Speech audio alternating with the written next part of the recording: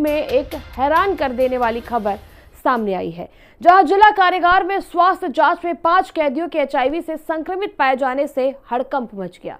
जैसे जैसे जांच रिपोर्ट आ रही है, वैसे वैसे ही एचआईवी से संक्रमित जेल में बंदी मरीजों की संख्या बढ़ती जा रही है।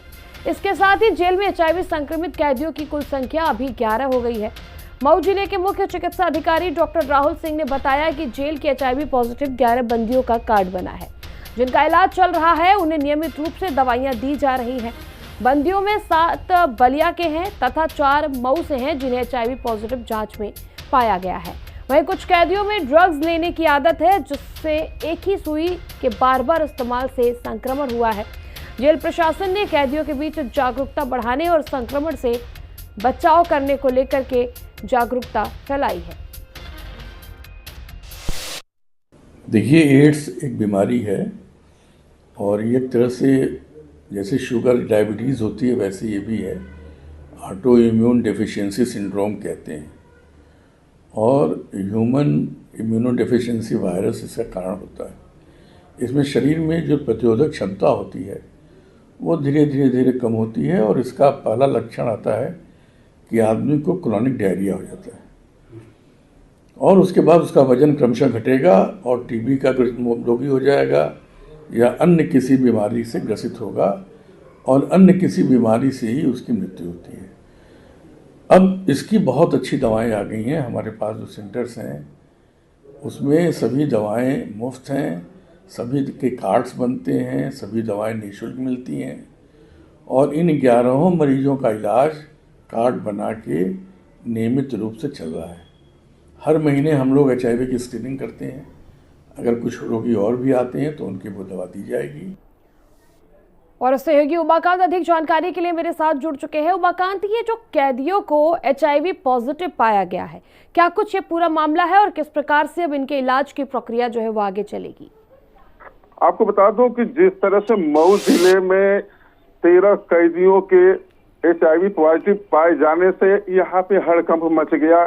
जिला कारागार प्रशासन में हड़कंप उस समय मच गया जब उन्हें इलाज कराने के लिए जिला अस्पताल में लाया गया और जब जांच कराई गई तो जो रिपोर्ट आई वह हैरान कर देने वाली आई और जिससे हड़कंप मच गया। आपको बता दें कि ये जो 10 कैदी हैं बलिया के रहने वाले हैं और 3 जो हैं मऊ जिले के रहने वाले हैं। बताया जा रहा है कि टैटू के शौक इनको था। टैटू की वजह से इन्हें एचआईवी पॉजिटिव का जो दिख रहा है कि ये पॉजिटिव पाए गए हैं, डॉक्टर का ये कहना है। लेकिन कुछ ऐसे भी मामले आ रहे हैं जो ड्रग्स से संबंधित हैं, जो कुछ ऐसे हैं कैदी जो ड्रग्स लेते थे, एक ही इंजेक्शन का इस्तेमाल कर रहे थे, उसका भी कारण बताया जा रहा है। लेकिन जब हम लोगों ने सीएमओ से बात करने की कोशिश किया तो उन्होंने ये बताया कि ये टैटू की वजह से भी इनके जो लक्षण पाए गए हैं, टैटू की वजह से पाए गए हैं, इनका इलाज जिला अस्पताल में कराया जा रहा है और भी लोगों की जांच कराई जाएगी। अगर इस तरह से लोग मिलते हैं तो उनका भी इलाज करा करके ठीक करने का काम किया जाएगा। बिल्कुल उमाकांत, आप हमारे साथ बने रहिए। जरा आप सुनिए कि इस मामले को लेकर के जेलर का क्या कुछ कहना है। मैं स्वागत करता हूं कि आप लोग एक ऐसे बिंदु पे हमसे बात करने आए हैं जिसका समाज में इसकी वस्तु स्थिति अवश्य जानी चाहिए ताकि लोग सतर्क हो सकें। प्रकरण ये था कि हमारे जेल में हमेशा की भांति बंदियों की रेगुलर टेस्टिंग होती रहती, मेडिकल टेस्टिंग।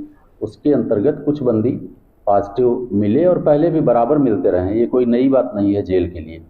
जेल में कारागार मुख्यालय द्वारा और शासन द्वारा स्पष्ट निर्देश है कि जेल में आने वाले सभी बंदियों की एचआईवी और तमाम जो सिफिलिस, सेक्सुअली ट्रांसमिटेड डिजीज जो भी हैं, इन सब के दृष्टिगत इनकी जांच कराई जाए और यदि कोई इस तरह की बात आती है तो उसका प्रॉपर उपचार कराया जाए। ये हमें पहले से ही निर्देश है, उसी के अंतर्गत हम कराते रहते हैं।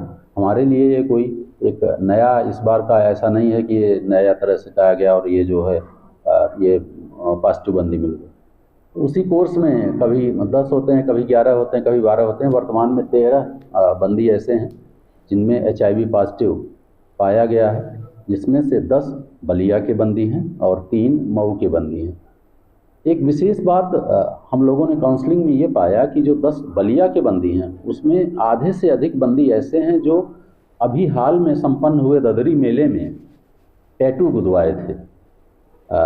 आशंका व्यक्त की जा रही, हमारे डॉक्टर साहब भी यही बात बता रहे थे कि संभव है कि ये ददरी मेले में जो टैटू इन लोगों ने गुदवाया था उससे इन्फेक्शन फैला इन लोगों में। और ये हालांकि उमाकांत देखिए, संक्रमण फैलने के तमाम वजह जो है वो सामने आ रहे हैं, लेकिन अगर ड्रग्स लेने के चलते इन कैदियों में ये संक्रमण फैला है तो सबसे बड़ा सवाल ये उठ रहा है कि आखिर जेल के अंदर इन्हें ड्रग्स मिलता कैसे था।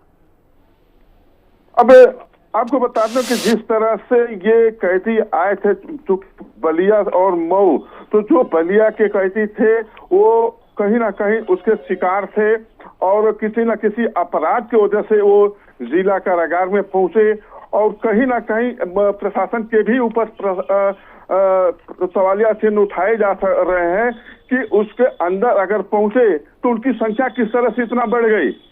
अगर 10 बलिया के थे तो 3 मऊ के थे तो 13 में कैसे पाया गया। अगर जांच कराई जाए तो और लोग भी इसके शिकार हो सकते हैं। जी बिल्कुल, और बहुत बहुत शुक्रिया आपका तमाम जानकारी के लिए उमाकांत।